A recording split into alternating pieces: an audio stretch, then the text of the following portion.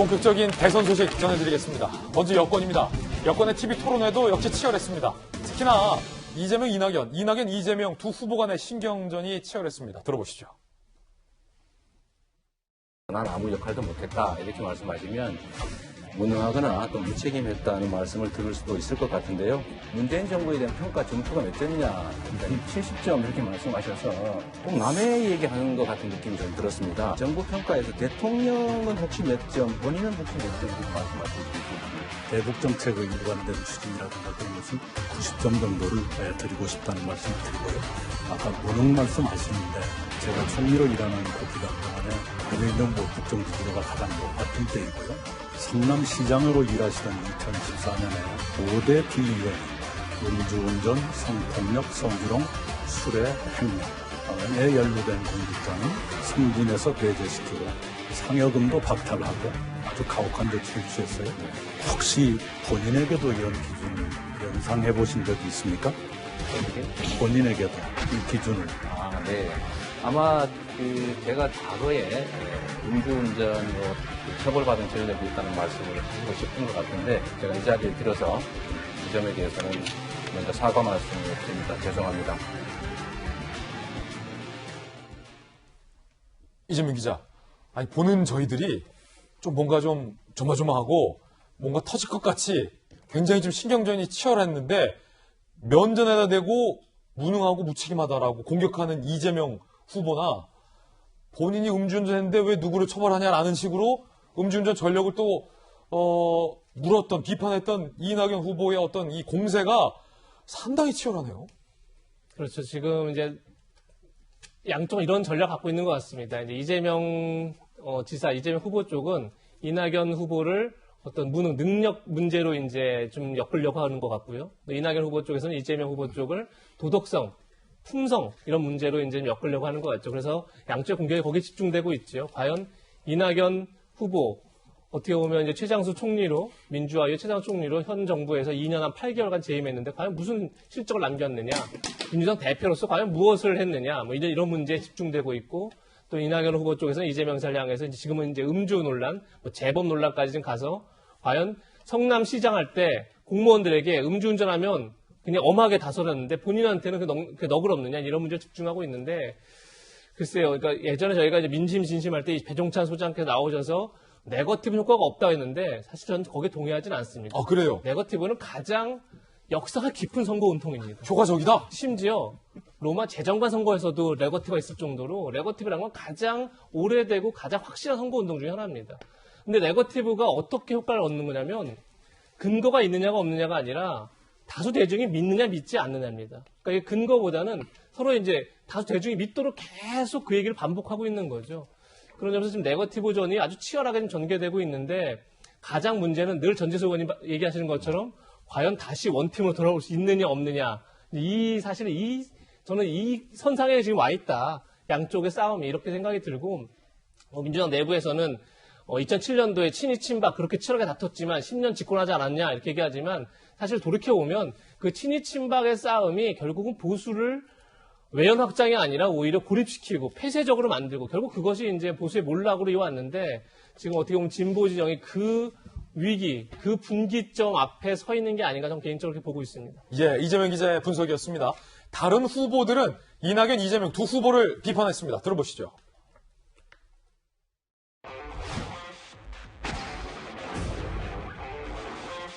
최근 음주운전과 관련해서 국민적 관심이 높아지면서 좀 어떤 생각을 갖고 계신지 듣고 싶습니다. 세계에서 최고 수준의 벌을 주어서 근절해야 된다. 우리 공직사회부터 철저하게 음주운전에 대해서는 책임을 추구하고 나랏돈 물수도 타는 대회, 세금 물수도 타는 대회 나가면 이 세 분이 아마 금, 은, 공을 휩쓰실 거라고 생각이 듭니다. 근데 이 중에 가장 압도적인 금메달 누구냐? 저는 이재명 후보라고 생각을 합니다. 참여정부는 좀 실패한 정권이고 가장 무능한 정부 이런 주장들을 강하게 하셨더라고요. 지난번에 백제 발언과 관련 제가 다시 읽어봤는데 역시 그 지역주의 말고는 달리 해석할 게 없었어요. 오히려 지역주의를 부추겨서 이번 논란의 그 수혜자라는 평가도 있어요. 이런 지역주의 쓸데없는 이런 것 때문에 정작 이런 미래를 놓고 치열한 대안을 제시하고 해야 되는데 자, 상당히 치열하죠. 이낙연 후보 측에서는 여배우 김부선 씨를 또 소환했습니다. 윤영찬 의원, 이낙연 캠프 정무실장, 이재명 지사 첫 번째 음주운전 치고는 상당히 센 징계 150만 원 벌금 받아서 누범 아니냐, 재범 아니냐는 의혹이 나올 수밖에 없다. 게다가 여배우가 또 그런 얘기를 했다라고 어제 한 방송과 인터뷰에서 이야기를 하면서 음주운전 공세에 이어가고 있습니다. 자, 어제에 이어 오늘인데요.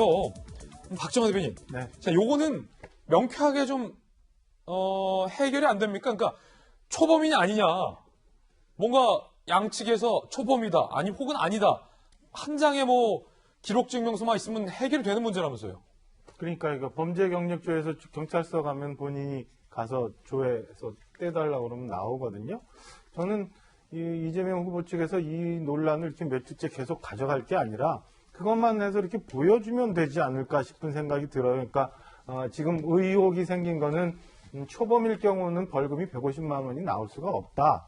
그러면 그 이전에 뭐가 또 있었던 것 아니냐 이런 의심인데, 사실은 이재명 후보는 이에 대해서 절대 아니다, 한 번이다 라고 얘기하거든요.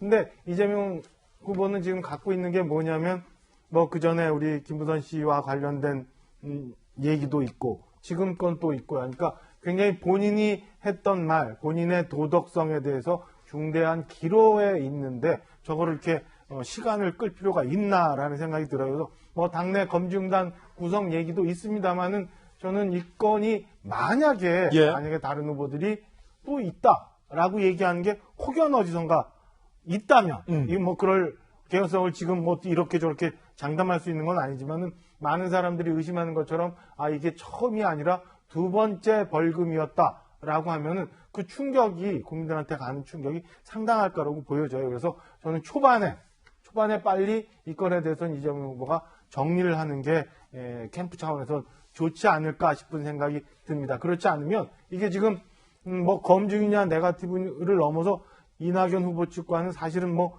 감정 대결까지 가는 국면인데, 초기에 정리하지 못하면 이 지난한 싸움들이 민주당 내에서 계속 갈 거고, 그럼 민주당 지도부도 골치 아프고 경선의 끝도 이렇게 꼭 아름답지만은 아닐 수도 있다라는 생각이 들어서 저는 빨리 정리하는 게 뭐 개인적으로 제일 후련할 텐데 왜 저렇게 며칠씩 끄나 싶은 의심도 일견 있습니다. 박정화 전 대변인의 개인적 견해였는데, 전재수 의원님께서 혹시 좀 아시는지 여쭤볼게요.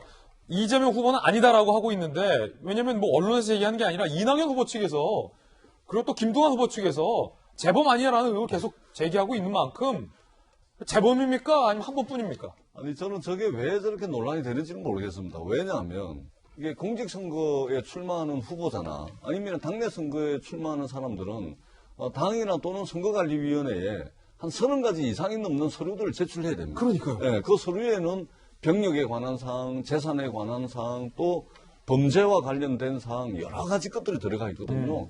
하루에 다 이렇게 다 확보할 수도 없을 정도의 많은 문서들이 이제 제출해야 되는데, 거기에 보면은 범죄정보 경력 조회서라고 있습니다. 이것은 본인이 신청을 할 수가 있고 관할 경찰서에 가가지고 이제 뗄 수 있는 서류인데, 이거는 정부가 이게 발급하는 서류이기 때문에 위조가 불가능합니다. 그다음에 자기가 원하는 걸 자기가 써놓을 수도 없는 그런 서류입니다. 저거 한 장만 보여주면 그 안에 자기가 그동안 살면서 어떤 범죄를 저질렀는지, 이 뭐 벌금을 받아서 얼마나 받았는지 전부 다 나와 있습니다. 그걸 누가 보여줘야 됩니까? 그래서 당이? 그게 이제 개인정보이기 때문에 개인정보이기 때문에 당에서 그냥 뭐 동의도 없이 그냥 보여주기는 어렵겠죠. 그렇군요. 근데 이제 이재명 후보는 본인 거니까 공개를 할 수가 있는 거죠. 근데 그런 건 있는 것 같습니다.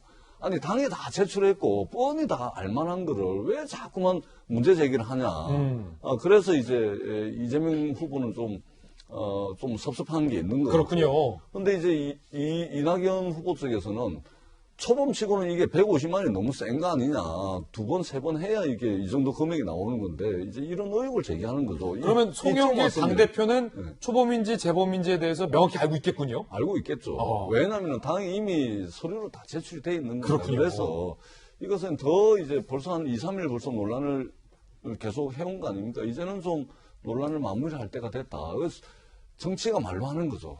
때로는 서류 한 장으로 100마디 말을 대체할 수 있거든요. 그래서 서류 한 장 내면 보여주면 그걸로 끝날 문제로 저는 생각을 합니다.